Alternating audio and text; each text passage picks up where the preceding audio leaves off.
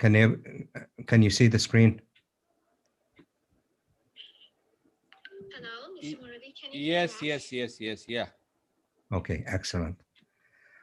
All right, so I typically like to talk about disruptive technologies, and because of the COVID-19 has been with us for over a year, it really has been quite disturbing, and because it did shake the whole world, and essentially we're all got taken by surprise, but also had a lot of consequences of and damages in many areas. So I thought of really trying to relate COVID-19 and see how the technology could help and perhaps reverse or maybe at least bring the situation to a new norm. So that's what really I'd like to focus on. So that's why I selected the title COVID-19 and how technology can help. As mentioned, I do have a few chapters. I live in Austin, Texas, and and we have several chapters here: the computer communications, EMB, as well as consumer technology, and certainly these are quite challenging, and especially dealing with the local community. And as mentioned, we got also so happy to report that the chapter have received several awards in 2015, 17, and also last year, 2020. Also, as mentioned, I was really fortunate to be selected to chair or to be the director for North America region. We have about 10,000 members, and it's 7 regions, 6 in US, and then one in Canada. And that helped us really quite challenging to serve the members and ensure there's vitality among chapters and collaborations and communications, as well as we have introduced because of the pandemic, a virtual format for the distinguished lecture. And we just held also regional chapter congress in December that lasted for a couple of days. Again, all of these things are virtual, but again, we try to change, as they say, change the lemon to lemonade. And that's really what the spirit of taking it more, from a positive perspective. And these are the officers for the region, North America regional board, and then the VP of um, services and activities. And these are all the regional representative for the 7 regions, and also we have a few advisors that are helping out with the operations. One thing really I'd like to announce is that we also have been selected to chair the WCNC, the Wireless Communication Networking Conference, and that will take place next year. And we're aiming to be in person, so everybody is invited to come to Austin. And we have a lot of plenty of work. The organizing committee have been working hard around the clock and preparing technical programs, technical papers, and so there are opportunities for submitting papers. Also, workshop and tutorials. Will be offering awards to the best paper, and we're also going to have collaborations between industry and students. One would be panel, one will be networking, as well as along with the keynote speakers, executive forum with those that are C-level and above, have a special session for them, and whole provocative type of panel sessions, and best of class type of exhibits, and welcoming receptions and conference banquet. In the bottom, you see the link to the conference so that you can website so that you be in touch with what's taking place, as well as I put in my email for anyone. If you have any questions, feel free to send your note or comments or questions, and we'll be happy to respond. But really, we'll love to have everyone come to Austin. The date is April 10th to the 13th, and hopefully everything will go in person. We may offer a little bit of leeway for virtual, for a hybrid approach, just in case that situation is still maintaining or people have difficulty in terms of visa or things of that sort. So the topic, as mentioned in the app, or as I guess highlighted in the submission, is really to address the COVID-19 and how it is disruptive our daily life worldwide. This is not for a particular community or city or a country, but it is worldwide, all countries worldwide. And because of its drastic impact on all of us and style of living and so on, it did change a lot of things, a lot of behavior. And the question asked is that, so what's technology doing about it? And we know that there are a lot of progress happening with IoT and AI, and 5G now has been ushered in beginning of 2020. What's happening to these things? Are they going to help out in the recovery side of it? So I'd like to cover these angles and provide some contrast, but hopefully end up with the positive note as far as how technology is going also to help, and how humans are really re- resilient in terms of overcoming, and also with the medical communities that really working around the clock. Big hats off to them for their sacrifice on a continuous basis.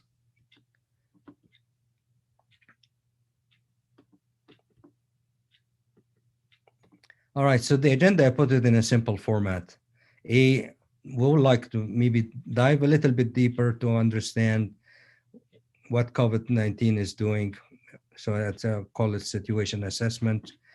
And then that lead to the activities that have taken place beginning, I guess, or late November, and more starting the beginning of the year, uh, with try, having shots, or one shot or two shot, depending on the vaccine that's being selected, and how this is leading to the herd immunity, and and how this is really what's progressing worldwide. So I want to touch that as a part one. Part two really is more covering the technology aspect and the support transitioning. I still want to call it new norm because it's not. I don't know when we'll get back to regular, normal. Probably may take a few years, and whether we could go back 100%, which I doubt, because we're already adopting a new style, and it's a question, when you try things like the virtual connection that we have and the sessions we have, are we going to abandon that, or we're going to maintain it? So the minute you're saying that we're maintaining it, you're really selecting a new norm at this moment. And this is began with the whole business of remote operations and detection, for detection, tracking, and telehealth, and so on. There's a whole new things that really growth has grown tremendously. But the focus of want to spend a little bit time also about building an environment, because these were the core of what we have witnessing, being locked down geographically and within our areas of living. And also, if you think about it deeply, I mean, all what is being offered today is really a different type of personalized service. And this hopefully may grow in the future. We wish to have personalized services coming in a natural way through the technology. But now we're really taking a different shift in terms of getting personalized services administered to us, and then finish up with a quick takeaway messages. All right, so let's begin. And well, we'll begin with some factual information. So, yes, there's a lot of cases worldwide, 130 million worldwide. US in particular is about 31 million. The death is unfortunately is also quite high. It's about 2.8, well, yeah, million in worldwide, and over half a million in US. That's really remarkably high. And recovered has been sizable, 104 million in worldwide and 23 million in US. As I said, vaccination has started and actually has been delivered. It's in US in particular. There's aggressive program of vaccinations, and as of yesterday, I think that statistics here is really captured. As of yesterday, we have 154 million being delivered to all the 51 states, and that averaged about 2.9 million doses a day being administered on a weekly basis, or in particular for last week. So, so we see a nutshell from this sobering statistics that the COVID-19 really did impact every industry and change our way of life. You see that in families, you see it in education, you see it in travel, tourism, you name it. Every transportations, all of these things have been restaurants have been affected in one way or the other, and have forced industry and businesses to take a different look and perhaps transform quickly to a new form of operations and leveraging remote activities and networking as means of maintaining or running as much as possible in terms of business.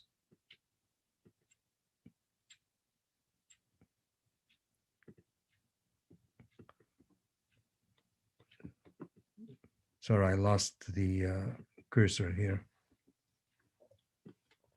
Oh, here we go.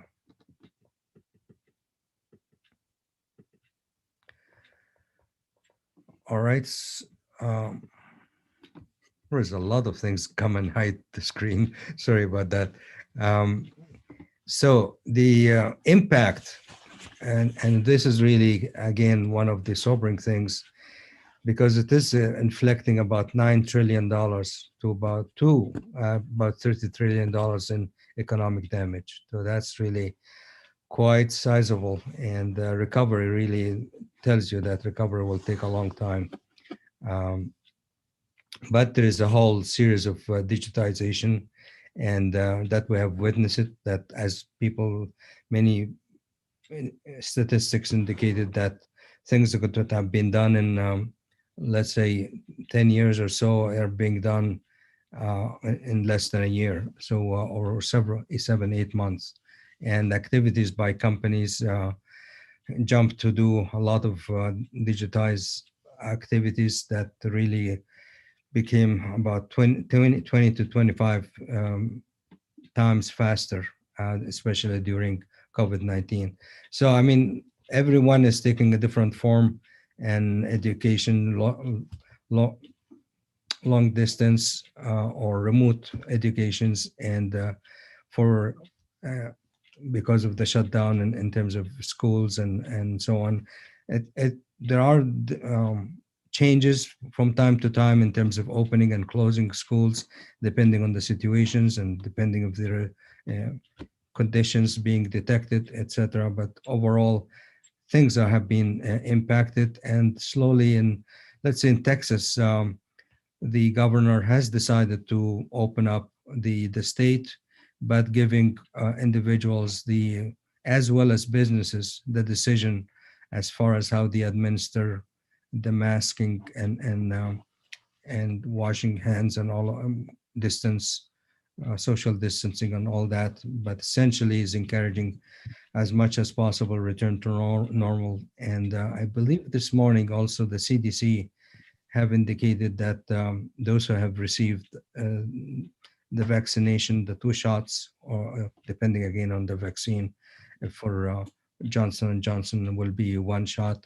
They would, after a period, I think, of 2 weeks, they would be eligible to travel, but they have to carry more or less an indication that they have been vaccinated, and they will be tested before they go and when they come back.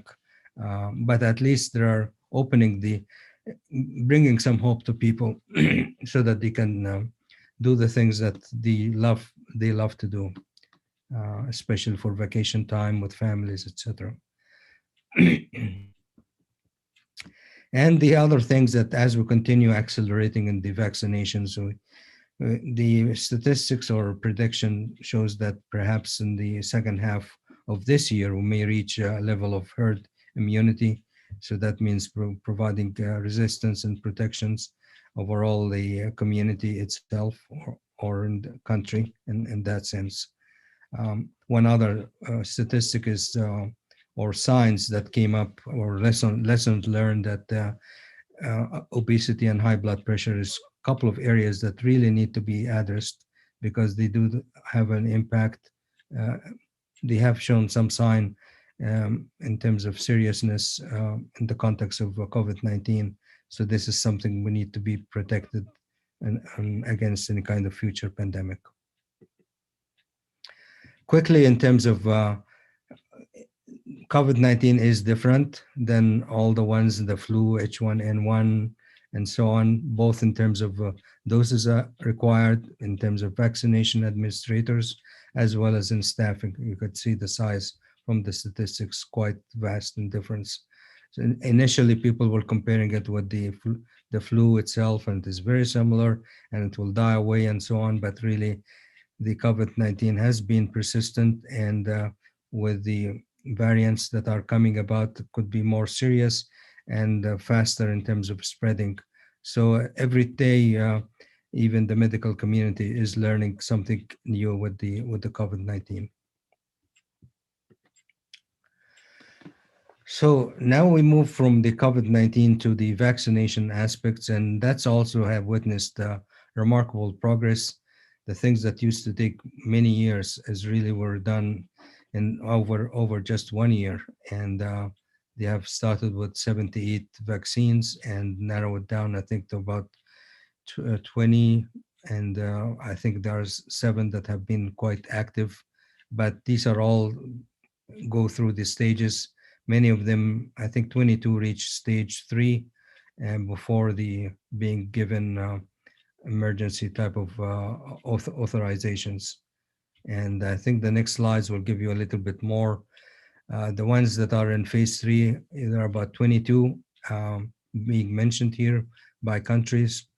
Um, so I think Bharat in the bottom, biotech is phase 3 in India. In US, we have Pfizer and Moderna and Johnson and Johnson. So these are also has been administered, and so on. You see a number of other vaccines in different countries.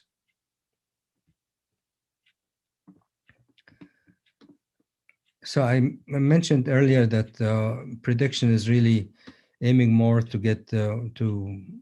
uh, get protections for people to be immune through herd immunity. The more vaccination people have, I mean, the more deployment and that coverage, the better the results, the faster the uh, realizing the point of immunity.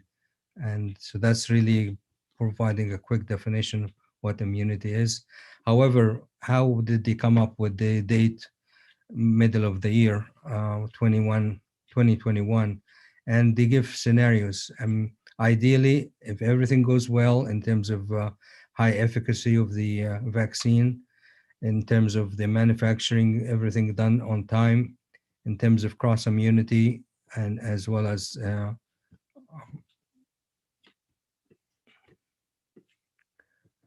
in terms of willingness, I guess, a desire from people to accept the vaccine, then things could be, from that optimistic scenario, will be in the second quarter of this year, which is the coming quarter that we started in the coming quarter. If it is really could slide by one quarter, if some of the conditions really are relaxed or are not maintained according to the metrics and so on, or if it is really in a worst shape type, then it could delay till the end of the year or beginning of next year. So this is a kind of scenarios in terms of uh, when immunity will be realized in US in particular, and similarly will be in other countries. I think the slides try to give you a little bit, especially on the left column, which is probably the most important one, by countries, where we stand as of, I think, mid-March. Country-wise, the top 3, Israel, UK, and Chile, are mostly prepared in terms of percentage of population that receive the doses, vaccine doses. So they are in a better shape. US comes next, and then you see a number of other countries that are coming here, uh, need to work a bit harder. And then the one with the very dark blue are still, striving to move forward in terms of getting high dosage being implemented or deployed, or people accepting it, and so on, depending on the circumstances. So I'm surprised to see Japan is really in the bottom of the list at this point. Um, Canada somewhere in the middle, as you see here. Then I went ahead and said, okay, are there some world statistics and that really compare all these factors so that you could have all the facts on your fingertips at a glance? And I picked up two countries, India and US, just for a simple comparison. But the website that I provided, Vadesco, really give you real-time information of any country geographically through the geographical map. And if you click on it, give you about the populations. So you could compare the populations of US versus India, for example, but then the number of confirmed cases, 31 million versus 12 million, as well as the death rate. Use using You could use by number or you could use by percentage.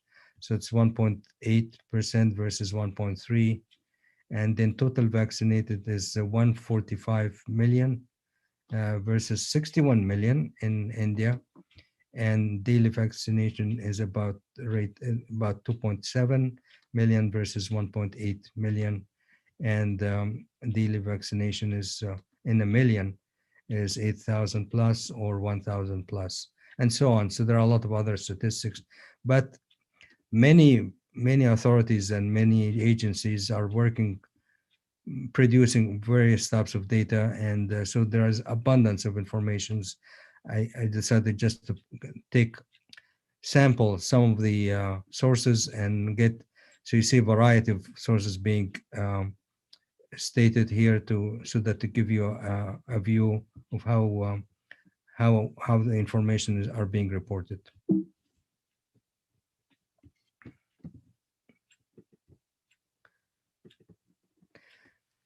Now, one of the biggest issues that the perception of people, and especially towards vaccine, worldwide, and this is actually US, but you will see in the next slide is worldwide.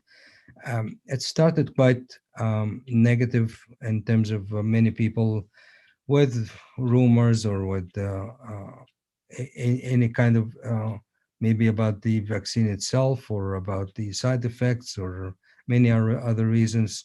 Um, has been quite high all the way till September timeframe, and then it's start declining, and then positive people, the positive views among people start picking up in, let's say, towards the end of September, beginning of October.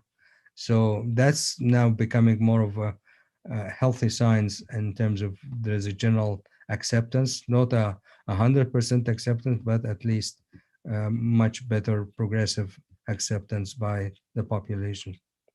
And this slide here take it worldwide, showing that among survey done for 18,500 individuals, 73% really strongly agree on for the vaccinations, and it give you a bit of the shading in terms of strongly versus moderate or somewhat, and or those that are, let's say, would disagree.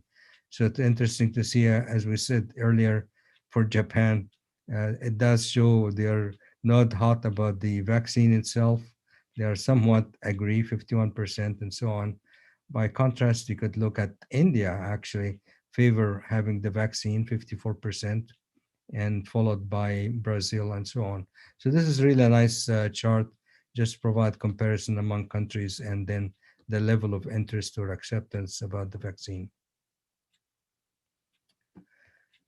So I guess as I stated earlier, the lockdown really has changed things around, and It forces people because everybody is locked in and cannot go to work, cannot travel, cannot do really or shop or buy things except emergency and with all types of criterias of doing so. It did cause accelerations of doing things remotely, and hence the technology really and companies behind the technology have put extra effort to provide that remote access capabilities for learning, for telehealth, for telemedicine, telework, etc. You name it, social networking, etc. So that's a kind of major shift, um, because also the business travel has reached halt position. Then there have all types of, can we conduct business through so Zoom, as we're doing today, conferences or workshops or seminars or you name it. So certainly moving towards technology has helped. त्याच्याबद्दल नाही discuss करते ते जे नाही आहे त्याच्याबद्दल discuss करते विषय समजतात And certainly the global work from home itself has been also, everything is centered around the home or the environment itself, that became the center of activities. And also, so that's also causes vendors, sorry, business owners to look at employees in a different perspective, because at this point they are working from home, are working for the company, so they are taking their assessments, and the sacrifice is being appreciated, but also there are new guidelines and new rules and so on, that employers are becoming also more responsible and consequently more protective of the individuals, the employees, especially watching the exposure to risk and things of that sort. So took a different approach of employer dash employee type of relationship, and consequently we start seeing all types of creative approaches emerged, and but all touching around the area of operating environment, services, education, conferences, and so on. These are all have taken different forms. So now we'll want to jump and saying that, okay, so we understand that everyone is surviving and everyone is doing work. In fact, some companies, they're doing excellently, extremely well. Those companies that have been doing a lot of manufacturing and prediction and orders and um, delivery and things of that sort. Some extent things were impacted quite a bit, but now they were able to reboot and doing as much as they can. But regularly, the people that have labs and equipments and so on, and there were quite a bit of restriction at the beginning. Not everyone can go um, to work even for lab equipments, but over time, with a lot of guidelines, these things slowly were permitted. And here we see the how technology with all the promises that like 5G here, and the vision that 5G has in terms of expanding the coverage and providing higher performance, higher scalability, and greater securities in areas such as in the Internet of Things, in terms of sensors network, smart homes, smart grid, transportations.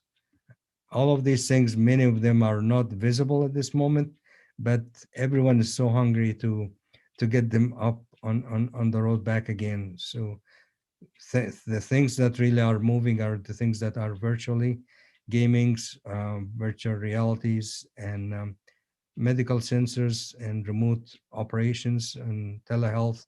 These are the things that really taking lead. But having sensors and for the grid, for the homes, and so on, these are the things that emerging to help managing your environment in a better way. So, and that's what we start seeing a shift in terms of technology focus into what is important that we have learned from the COVID-19, what it is hungry for and how it can grow. And we try to protect that through various sensors and monitoring and tracking and and treatment if there's not as such a way a treatment, but more of a prevention, taking more of a proactive approach. And 5G, as probably many of you are aware, has three pillars or 3 points. One is in the mobile devices, enhanced mobile type of broadband. One example is the video streaming. We start seeing that exploding, and today that's one area that you see. Internet is now full of video-based and high-definition video and streaming video being used all over. So that's a big area that is expanding, and certainly 5G will empower that and will help deliver much faster response and lower type of latency. In the IoT side, for all the industry and smart city and so on, that's also growing, uh, for especially with greater focus on the environment, air quality, um, ventilations, you name it, school cleanliness, the environments, all of these things now taking a lead role in terms of um, being first to ensure the safety, and creating a safe environment for the individuals living in those in these areas. And machine to machine type of communications also, with ultra low type of latency and mission critical. This is also becoming more down the road. It's not really as such immediate, but uh, because of the request of lower latency, like less than around 1 milliseconds, we're still around 10 to 30 or 40 milliseconds. But once we get to a lower level and higher reliabilities, then we can move more towards mission critical and applications that have not been in the market yet. This is the kind of, I give you three examples, that these examples really represent the the tip of the 3 points of the triangle itself, and in between you see variation of other services. So you see here a smart city between massive IoT, you would see self-driving car or mission critical application between the ultra reliable low latency communications, and then the video that, as I mentioned, more towards the enhanced mobile type of broadband. So if we take two or three examples just to highlight, we see that the video itself is exploding. As I mentioned, that with 3G, if you take a high definition video, 2 hours, and you want to download it for 3G, it will take about 26 hours to download. You can travel, I don't know, from India to far away Australia or something like that, and back, and your video hasn't been downloaded yet. In 4G, actually, it went down all the way from 26 hours to 6 minutes. That's for the 2 hour high definition video. And look, for 5G, it really goes down to 3.6 seconds. So that shows you the power of 5G, how it is really improving the download speed and the streaming, uh, with the abundance and the growth of bandwidth and lower latency and higher speed. There will be a lot of variations in the diversity of applications, especially with the use of drone in many areas, in the used as an emergency kit, for example, to deliver rescue equipment, um, or in the disaster type of environment, or coordinated missions with multi-drone being used. Um, and in fact, the pictures show a lot of other things in agricultures. And there's an ambulance drone that was done by a PhD students in Netherlands. That person got stuck in a resort area up in the mountain and suffer heart attack, and then they deploy a drone and with some instructions administered the heart shock, and person was able to recover. It's really simulations, but it is documented on the website for anyone who wants to search, look at the ambulance drone, and you'll get some information on it. Certainly the big area, and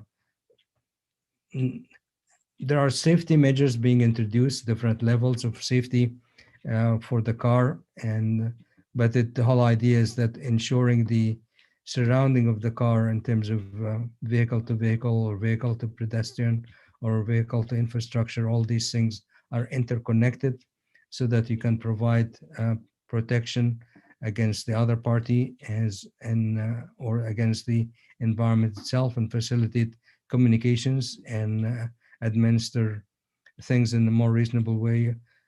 Talking about self-driving, that's still maybe years away. I mean, has been tried and has been used heavily with the trucking industry, especially in highways. That we have that in the states actually in a limited fashion, but there are quite a few trials that is continue. But in terms of mastering that technology or going mainstream, that's years away before we see that happening. And certainly, so 5G and AI has not been abandoned and have not been hindered. They just took a different shift and different uh, focus. And as I said, in terms of demand for bandwidth and providing that remote connectivities, as done by a study from Frost and Sylvan, and have shown Singapore working with China in terms of administering some conditions about the pandemic itself or tracking it. So that was one area that have been put into use. Also, another example is about AI that both IBM and Siemens have developed or standardized on a common platform for automations and especially focusing on buildings because again all what we are going through at this point we are either living in apartments or a house or other places or the office down the road, so those types of environment become more and more critical to analyze every aspect of it. So that's taking a high priority. And this next to that, of course, or not next in priority, but similar is the individual and the medication that's needed or administering uh, the wellness of an individual and against the virus as well as other things. That will all lead to, as we're changing the monitoring the environment, we will see that the future workplace will take a different shift from a traditional approach, having a headquarter and one center place, and then the office and the people workspace and so on. Now you may have um, distributed like headquarters, satellite of offices and or headquarters. So and also meetings could be virtuals, and you have co-workers that do implementing projects, and you have satellite office networks, and it is taking more of a distributed approach. And here, all of a sudden, the home becoming integral part of the working environment. Why? Because again, situation of what we witnessed, people basically conducting all the activities for their work at home. So it's becoming an integral part of the office environment, if you want to call it that way. If we move into that direction, then this is taking a whole new shift in terms of assessing the health on a given building, assessing the especially the indoor quality, and looking at the right solutions for it, looking at the various things that through data collections and services, and overall looking establishing standards with regard to health and wellness. So at the end, the emerging picture is that you will see, and each one of us in the midst of a variety of devices and equipment and appliances, etc., with tools that are really helping us to manage the environment that we live in and all the types of wherever this is coming from, whether it is about heating or about lighting or communications or services, transportation, etc. So you see, all of these things will help us out, and we can exercise it through a variety of things, dynamic monitoring or remote access or analytics and so on. So this is really just a high level view in terms of how these things are becoming interconnected, and services um, will be offered to establishment, to the enterprise, as well as to the home or apartments, buildings, and so on.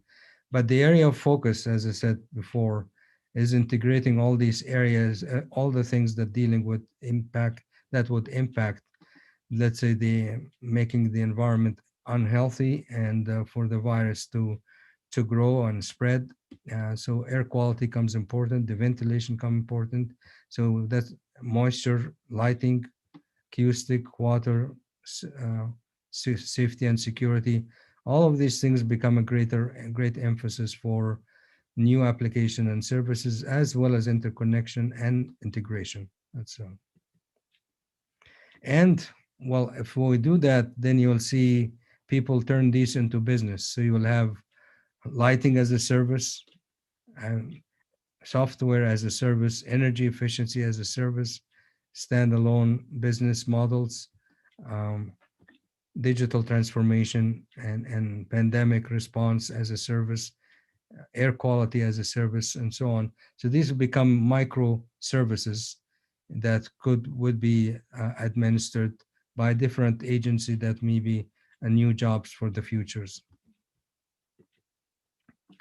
And this is really a detailed guidance that companies are working on till, let's say, for the next few years, looking at the from a trial to implementation and to the establishing the framework, establishing the products and services that touches all the areas that I was mentioning, but um, dividing into different modules, let's say lighting and control, heating, ventilation, air conditioning, energy, and COVID-19, all aspects of it in terms of touch-free toilet, for example, nanotechnology, self-cleaning services, et cetera, et cetera. So you see a lot of things being incorporated here along with communications.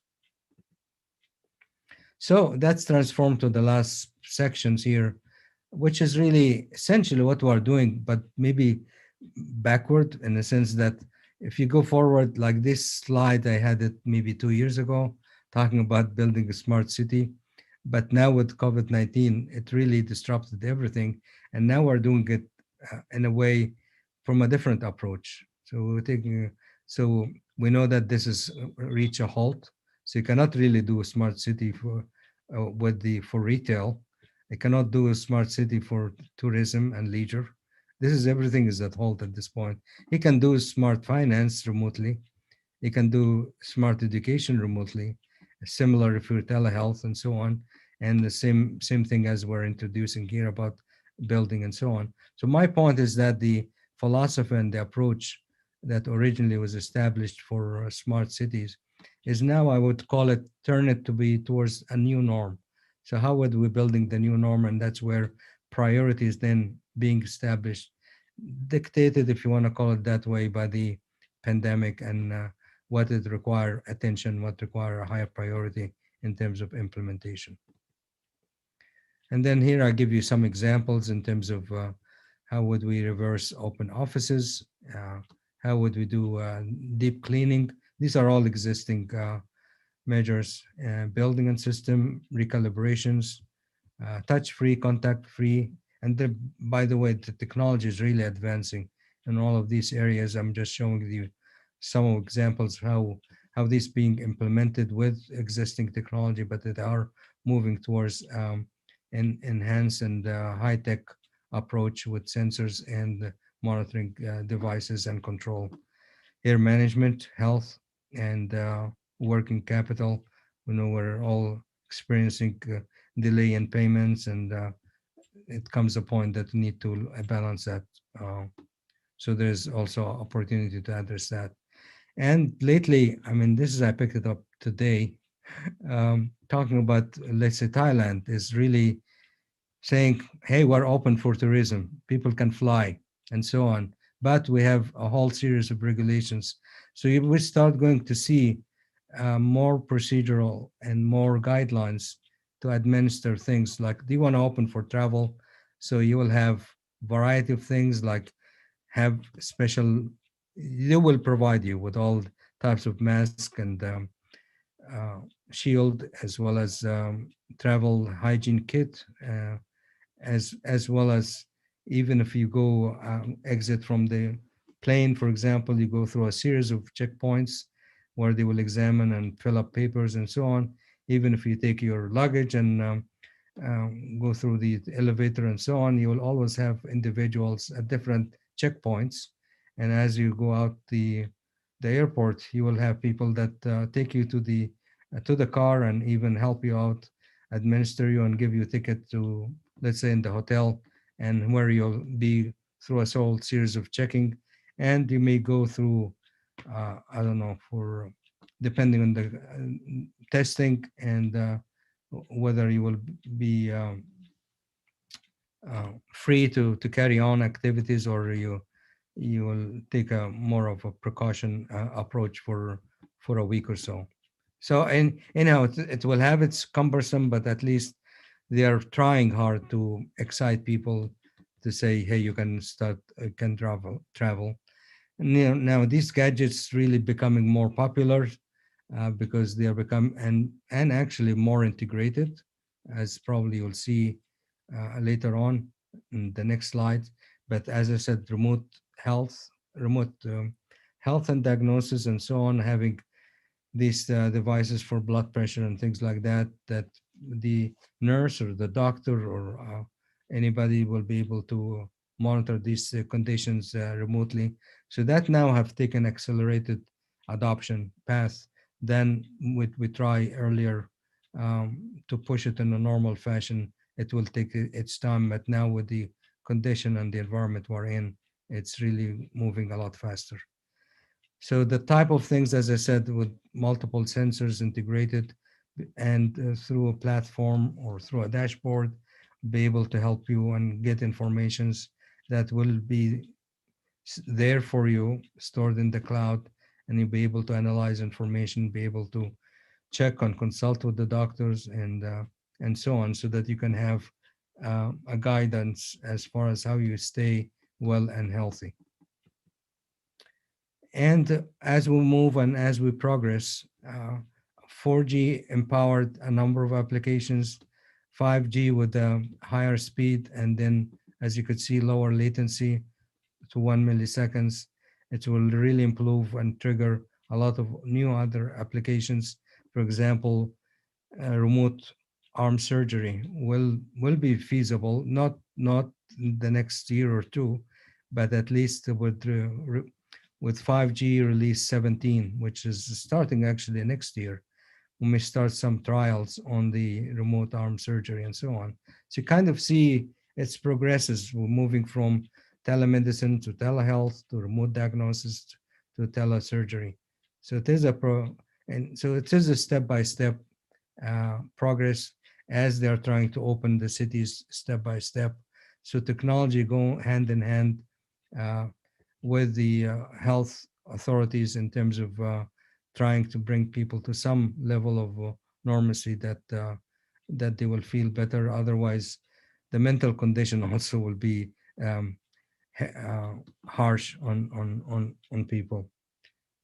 This diagram, I think, or figure, I think, try to illustrate, combine all of the things we just talked about in terms of technology and how it is evolving from architecture innovations to applications that are low latency to energy and into an open type of platform, connecting customers with partners, and then increase the social value and create it in terms of safety, in terms of quality of life, as well as building an overall type of ecosystem. So that's a kind of pictures of how technology is really helping us to move forward in multiple areas and leveraging the condition we're in, capitalize, increasing the deployment, but also move forward with other areas as conditions improve from one step to the other. And I think the last picture really more or less capture, you are creating more or less these types of environments and our islands of intelligence interconnected, whether it is homes or industry or buildings, and you have a multitude of services or agency or agents that really to help provide uh, support and guidance, and then have an overall operations and distributions and marketing. Again, the whole essence of all that is hopefully will be about the individuals to improve quality of life, enrich personal experience, and improve overall efficiency. So the last slide is what are we take away? What have we learned so far? And hopefully, hopefully some informations you found it useful. We certainly witnessed that COVID-19 has really paralyzed the world and placed us in a geographical lockdown for over a year. Everybody can attest to, witness that. Vaccination and fully vaccinations is really on the rise, leading to herd immunity and gradually open the door to back to life or back to a new norm. Technologies such as IoT and 5G, AI, ML, deep learning, etc., they're all advancing rapidly, opening huge market opportunities, especially channeled for the around COVID-19 and pandemic. And during that period, we see that increased level of digitization and which will really open up more doors and more connectivities and monitoring. And we see that the technology is really at the heart of every system we are using, whether it is a smartwatch or devices or things you see becoming more and more electronically connected, as well as helping us to see where we are. And so the key point is that let's leverage again this opportunity. Let's turn the lemon to lemonade and leverage the herd immunity and advancing of technology collectively to turn the page to a new norm. And this is the book I used heavily in the talking a lot about the future of IoT. It is a resource, but it's also anyhow you may find it useful. It's published by Wiley, but anyhow, I hope the session, and thank you for your attention, that has been useful. And thank you again um, for inviting me and be able to be part and share some of the knowledge and information that I captured to share it with you. Thank you so much. If there are questions, I'm open. I don't know how much we're dealing with time. Yeah. Dr. Fawzi, thank you for your nice session and all these things. If anyone, Mr. Murlidhar, so you can unmute. Yeah. You can unmute yourself. You can directly ask question. Okay, thank you. So, Dr. Fauzi, really, it's a nice information and better also. But I want to ask me one question. I want to ask myself from one of the what questions from all scientists and delegates. So, what about e-waste management? What is going on globally? And it's a really big challenge. So, what type of ideas growing under IEEE? Please, if possible, please highlight on that way. On risk management, risk E-waste or management, e-waste, electronic waste. West. Oh, y- you mean the West? I'm not able to.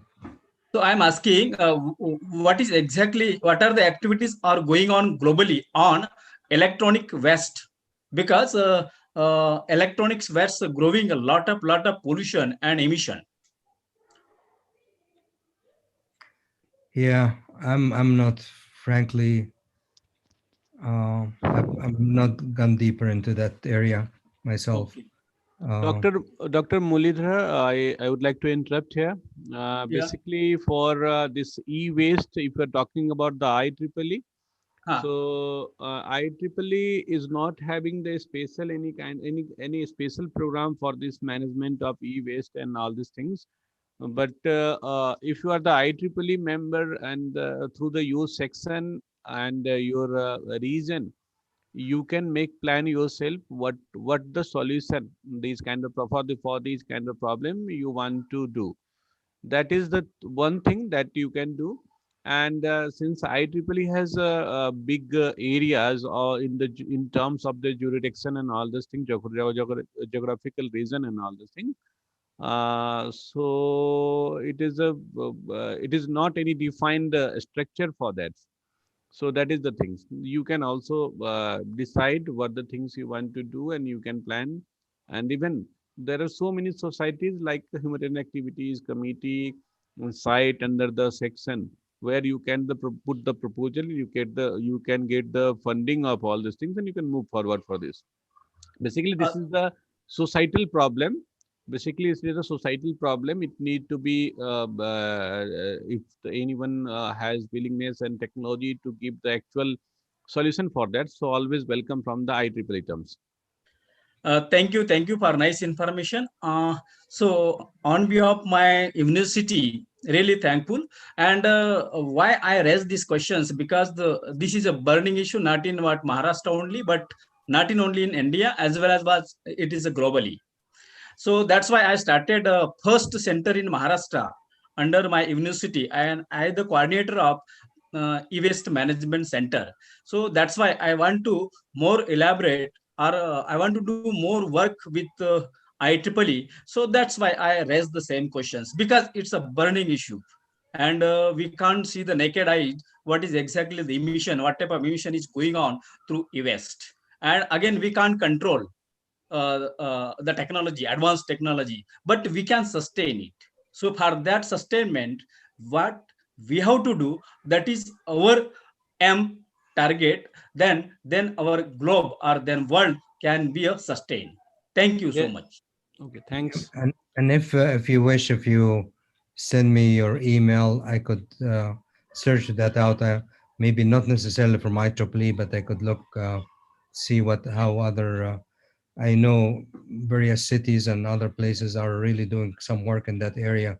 Maybe you may find some informations about getting funding or things like that. Sure, And sir. Sure. Thank you. You're welcome. doctors, any question, please? Dr. S. Savita, please unmute yourself and go ahead. Good afternoon to all the faculty members present over here and Dr. Fawzi. That was a very brilliant presentation, I must tell. It was like taking all the details out here, what's happening. I'm sorry I'm not able to unmute my video because my internet is very low over here. So can I post the questions? Can I go ahead with it? Yes, sure. Please go ahead. Yeah. So myself, Dr. Savita, working as assistant professor from Christ University, Bangalore. So I have few questions to be raised in adapting ourselves to 5G technology. So as we all know, we're still surviving with 4G technology, and there are still some lags that's prevailing in the society with 4G technology still, which have not been addressed still. First thing is from the resource point of view, that is the the hardware resources that we are using. Still, there are some hardware components which are still not compatible to 4G even. And second thing is, how well can we assure that from security and privacy's perspective, this could be achieved with 5G technology, because we are still lagging in 4G as well as in 3G, and there's yet no appropriate solution for us to overcome security issues when the existing technologies. So how well this could be sorted out with 5G? Do we have any extra component or module that's been included in the 5G technology, or will it be providing us a solution to that in terms of security and privacy? So that's a big question mark in me.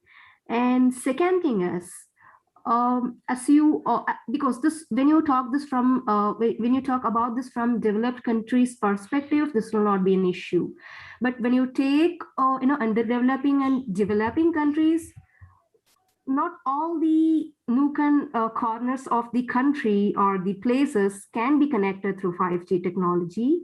I guess that would be a challenging task for us. So I just wanted to put forth to the forum. So do we have any solutions so that we can uh, get some help from the 5G only? Or is there any solution that could be given for it? Yeah. Yeah, okay, I'll take a shot at the both questions. Well, first regard the security, and because everything is today, at least in some countries, I mean, running still 4G, and some countries running 3G, and some countries still running 2G, and so on, especially in Africa. So in 5G has built in different levels of securities, and and I do have actually different presentation talking on that in greater detail, but simply stated, there is the whole notion of virtualizations as well as the notion of network slicing. These allow to create services like, if you know the concept of VPN, VPN is really creating a private network to administer certain services and protect the client with a high level of security. Think of it that way, that the whole network itself could be sliced into virtual slices that each one have its own um, performance and quality of service and requirements that are being implemented, and therefore provide an end-to-end security um, for the slice, as long as that slice is alive or operating. Once you finish from that service, then you can release it and then pick up another one. So the combination of virtualizations, meaning the turning the whole physical network itself into logical, and now segmenting the network in a sense to become sensitive, saying that this application is really highly critical and require faster speed and higher reliability and high security. Then you create a slice for that. You may say another slice, say this is really more interactive, maybe online, doesn't really need that heavy duty type of um, um, um, resources. Then you create a slice for that, or it's something dealing maybe with video services that will have also slice for that. So the whole concept of slicing, which is really will is currently being used in trials, have not seen it yet in commercial, but it is built in into release. We're right now release 15 is completed, and we're finishing actually release 16 and entering release 17. So we'll start seeing between release 16 and 17 more adoption and creations of network slicing, and you will see more security um, uh, available that you can tap on. In terms of adoptions of 5G, uh, I do have, and I could send a link. There's a real-time map, give you every country and every state as to where they stand in terms of 5G, whether they are in feasibility, whether they are in testing trials, or whether they are in adoption, and to what level. And as we move to release 17, right now where everything is like sub 6 gigahertz, and as you move to higher, from 28 gigahertz all the way to 70, let's say, gigahertz, then you're entering to millimeter wave and so on. So that's really starting in release 17. So that map also give you the differentiation between who is really doing trials or start adopting the building for millimeter waves and so on. So I found that map is really comprehensive, and so it is really factored in who is using what spectrum in what area, and are the country really adopting, because you have to go through the license of the spectrum and so on. and whether that will be licensed or unlicensed type of services. Like many of the things that will be IoT could be still classified as unlicensed. So anyhow, there's a whole tons of informations about trying to understand who is adopting 5G and how would we know when these things will come, because the map also does represent the future plan in terms of implementation, adoption and implementation. So I hope this, again, if you have any additional question in that area, drop me an Thank email. you. Thank you for that. Thank you for that. I do have additional question. Can I put forward? Sure. Yeah. All right. Well, it's up to, sorry. Thank you. Thank you for that. It was a quite good explanation. I was expecting it would be on virtualization. And in fact, I had expected the same from your end. Happy to hear that. And my other question is, what are the adverse effects we have or we'll have to face as a human society, as a human herd, when we adapt ourselves to 5G in terms of greenhouse effect? Because 4G has already given us drastic degradation in terms of the ecological balance, and there are many research articles and there are many research going on still, because the biologies or the chain of biology should not be broken. What's the need of going for a higher technology or a generative frequency when there's no balance in the nature? So any technology that is given should be something that is not causing any harm to the nature. But can we give assurance on whether this will not happen to the mother nature in terms of greenhouse effect? Yeah, this is again, I just finished the conference in WCNC 2021, which was held in China, and I ended up attending remotely, but it was really a similar time like what we have here.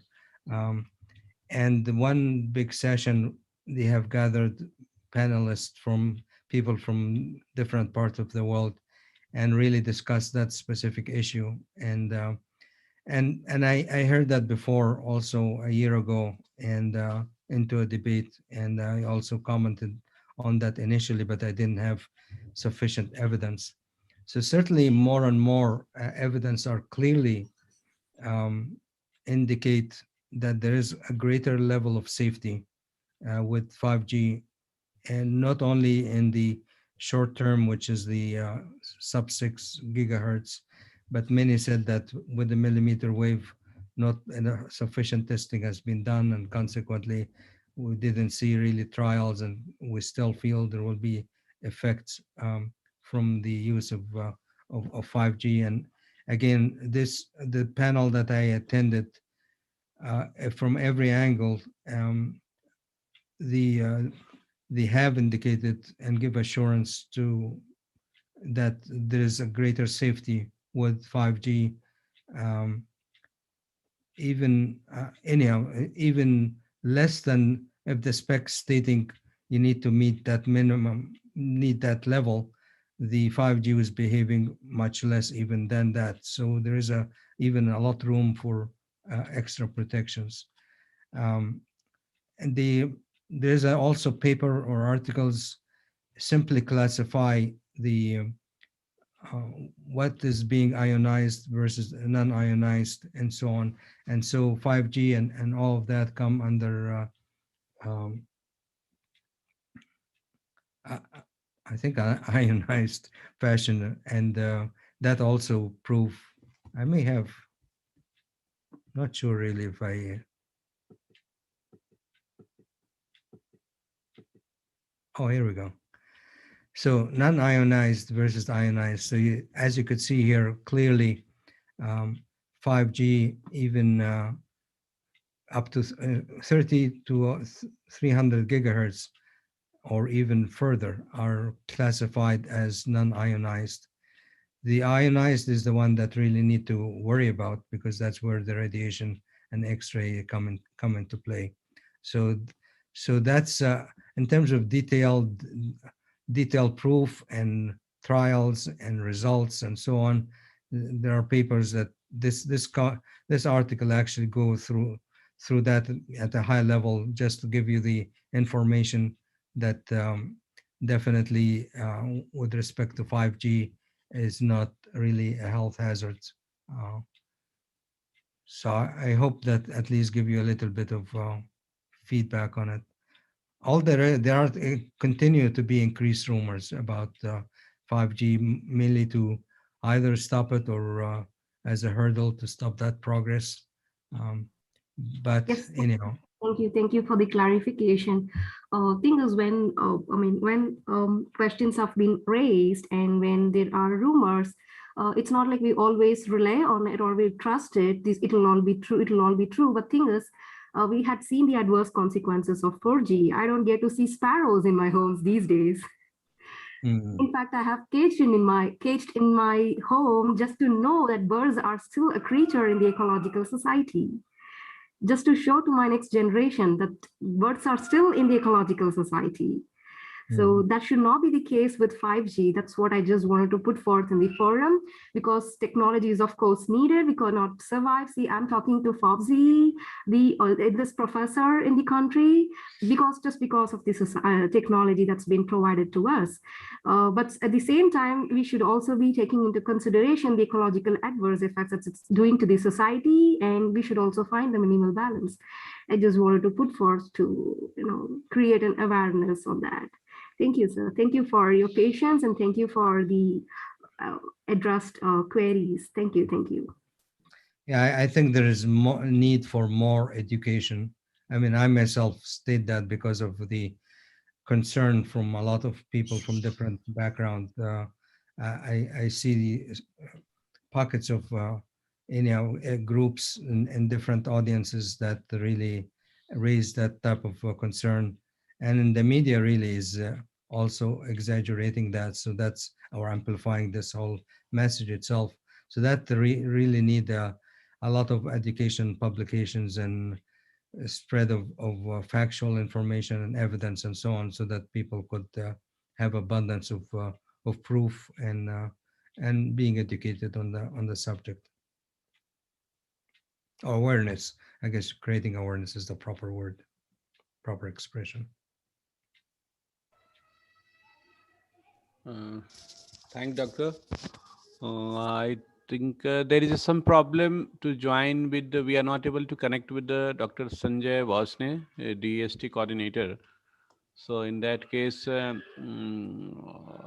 the behalf of entire committee, even behalf of the participants, other speakers, our gates and all the thing, all were. Uh, Thanks to join here, Dr. Fawzi, for giving the time, and then there is a nice question answer session here, and he has just submitted and shown you the email ID and all the other information where you people can connect with Dr. Fawzi for more information. Even you can mail us. We'll provide the connectivity for all our speakers and other part where you want to associate with. So by asking through this, since we are not able to connect with the other speaker, so continuously our team is trying, but is not able to connect now. So thanks all the people to join. So after this, you can join your session and other session, what the link you have. So thanks to all to join, and all the best for the next session and all these things. So thanks, Dr. Fawzi, and take Thank care you. yourself. Take care yourself, and hope once the situation will be okay, surely we'll meet. And again, we'll enjoy by sitting together, talking lots of the things and the future initiatives also. So thanks Thank to you so all. much. Thank you. So I would like to take permission from all the people to disconnect the meeting. Is it okay? Then I'm just disconnecting the meeting. So thank you.